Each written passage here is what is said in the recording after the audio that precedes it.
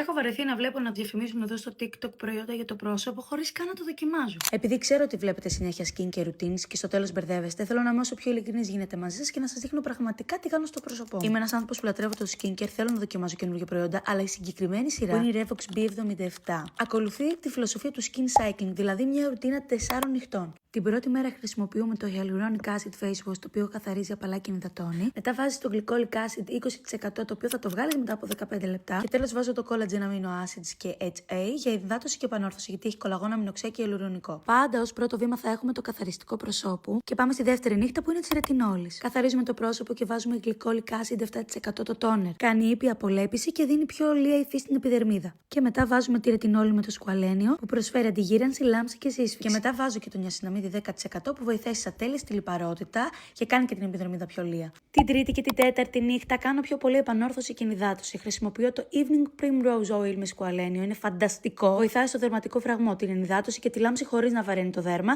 Έχει μορφή ελαίου. Και ειλικρινά είδα διαφορά στο δέρμα. Εσείς έχετε κάνει ποτέ skin cycling? Γιατί εμένα αυτό ήταν το αποτέλεσμα.